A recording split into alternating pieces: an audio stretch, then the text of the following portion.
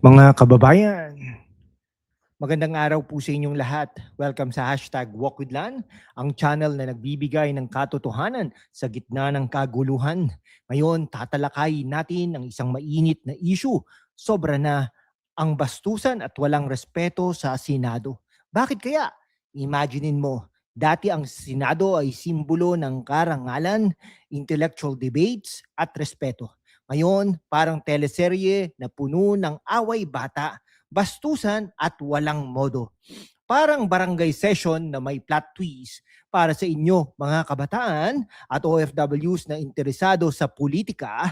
Ito'y hindi lang chismis, it's a critical look sa ating gobyerno. Stay tuned for couple of minutes of facts, wits, and analysis. Okay, let's dive in.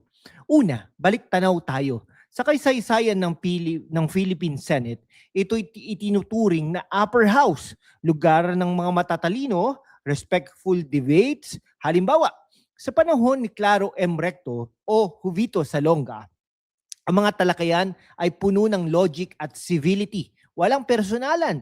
Pero simula noong Duterte era, nagbago ang tono. Si former President Rodrigo Roa Duterte mismo ang nagpauso ng bastos style. Remember his profanity-laced speeches?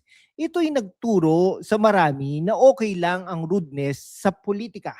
Fast forward tayo to 2024 to 2025. Ang Senado ay naging circus. Ayon sa mga ulat, ang impluensya ng populism ay nagpapataas ng emotional outburst. Parang ang Senate ngayon ay Senate wars ng disrespect awakens. May lightsabers ba sila ng insult ha?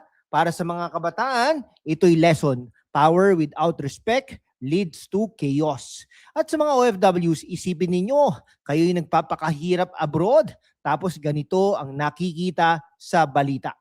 Ngayon, tignan natin ang mga konkretong halimbawa mula 2024 hanggang 2025.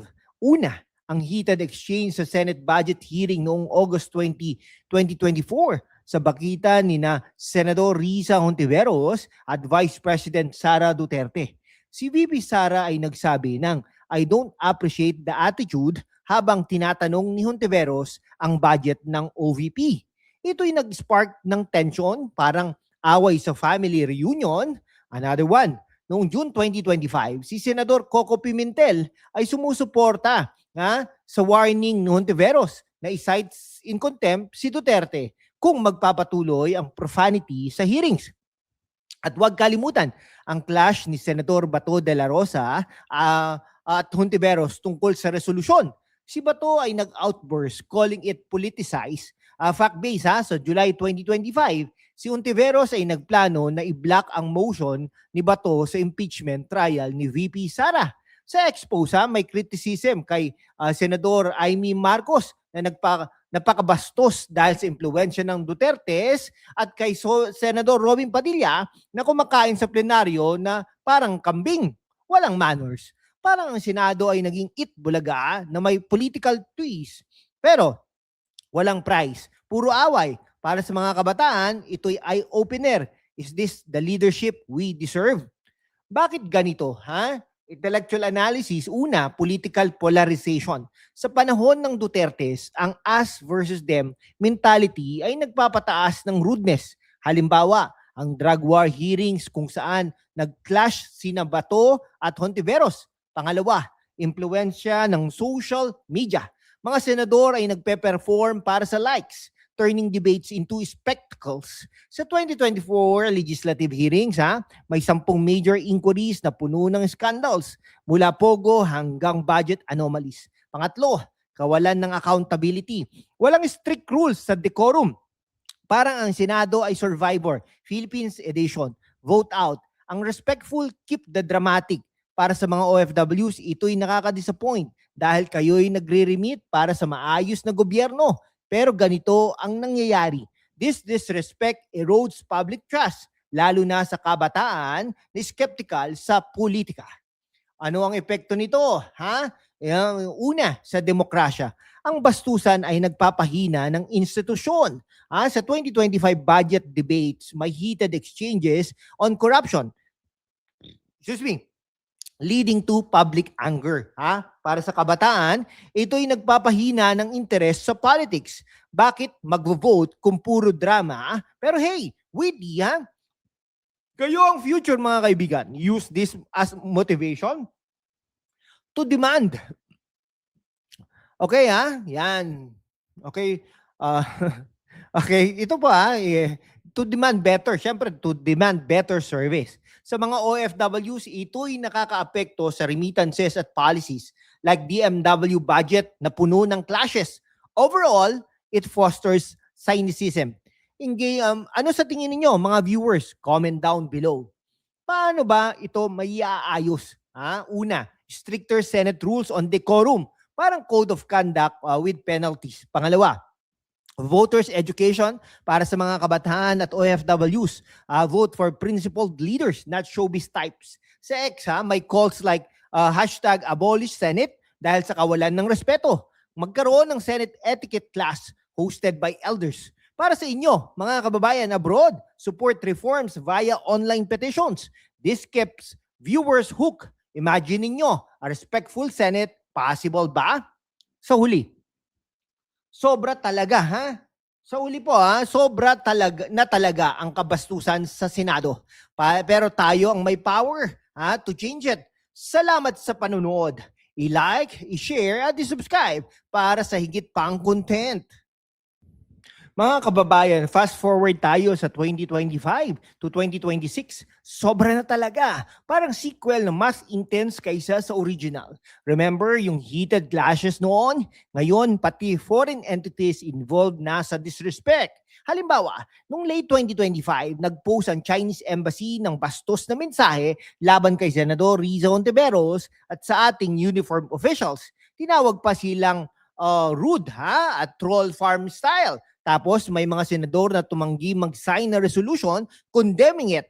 Ayon sa reports, ito'y blatant disrespect. Hindi lang sa isang senador, kundi sa buong institusyon. Parang sinasabi, walang pakialam sa Senado ninyo.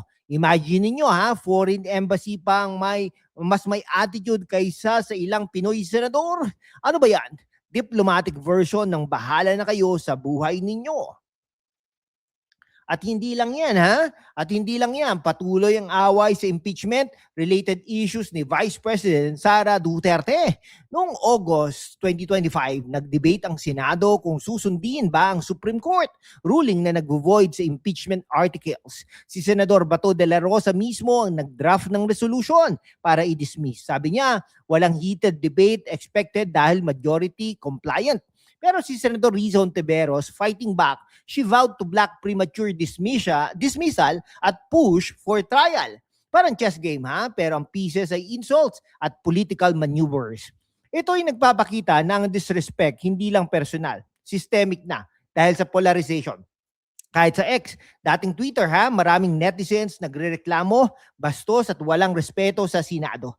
May post na tinutukoy sina Marcoleta at iba pang pasikat na puro away, walang substance daw, no? Yan. Ito according to the other side, Sa flood control probes, may contractors na nagdedepensa pero parang sila pa ang biktima.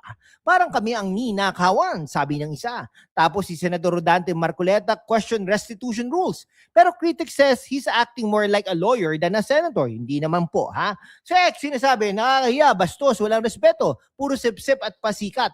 Senate rules pa rin, May provisions na sa decorum, Section 95. Pwede i-call to order ang senador kung violate rules.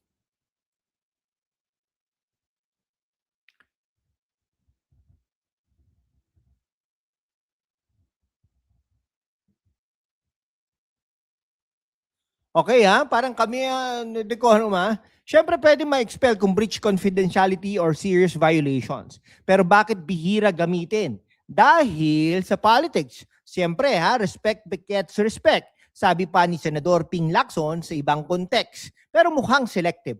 Para sa mga kabataan, tignan ninyo, ito hindi lang drama. It erodes trust. Surveys show declining confidence sa institution dahil sa ganitong chaos. Sa OFWs naman, isipin ninyo, kayo nagpapadala ng pera para sa maayos na bansa. Tapos ang Senado parang reality show na walang script. Engaging question tayo para sa inyo Sa comment section, sabihin ninyo, Sino sa tingin ninyo ang pinaka-contributor sa bastusan ngayong 2025 to 2026? At bakit hindi pa rin nai-enforce ang decorum rules? Sabihin nyo rin kung dapat bang i-reform o i-abolish pa nga ang Senado, like sa ilang calls sa social media.